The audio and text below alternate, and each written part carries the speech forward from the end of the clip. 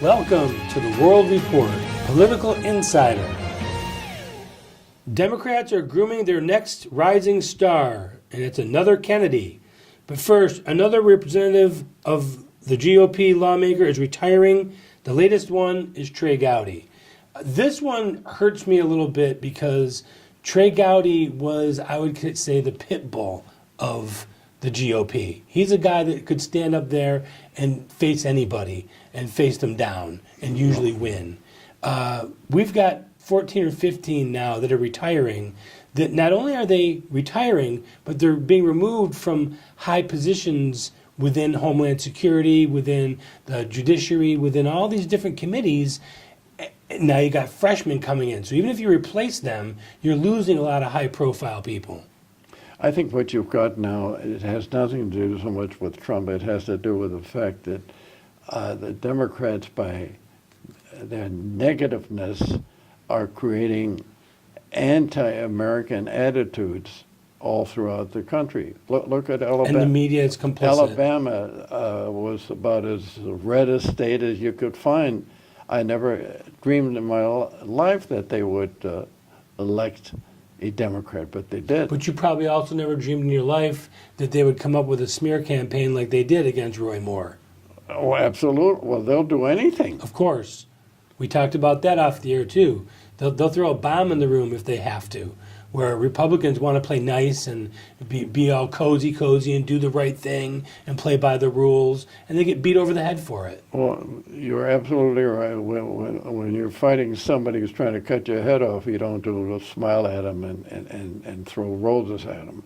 And I think, this sounds like strictly a political statement. If it was the other way around, I would be against the Republicans. But the Democrats will do anything to get power for the sake of power, not for the sake of betterment of the United States. And I have to say that the Republican Party has started to grow a backbone because of Donald Trump, because they finally see that somebody's actually standing up, pushing back, not with taking what the media and the Democrats throw at them, and he's actually fighting, and that's starting to fester over. But we're redistricting and redrawing the maps in several states, Pennsylvania being one of them, and it's going to favor the Democrats. No question. I wouldn't be surprised if they take over the House in 2018. You see it differently? No, I don't think it's going to get they'd have to have, everything had to be going for them 100% for that to happen. And I think the very fact that our economy is getting better, that I think there'll be, you think it's EPA, about the economy, stupid? The regulation of EPA, the fact that the banks were being, the basic regulations that were giving the banks limitations as to what they could do to give loans and things like that. I think everything that happened under Obama was anti-American, in my opinion.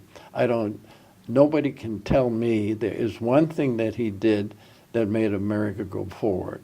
He made a lot of things that forced America to go backward on foreign policy as well as domestic policy. Nothing to make it go forward. I think Trump is very sincere that he wants America first, meaning let's get back what belongs to us. He's not wanting to take something from somebody else. But he doesn't want to get taken either. Well, that's true. Now, the Democrats have a new rising star.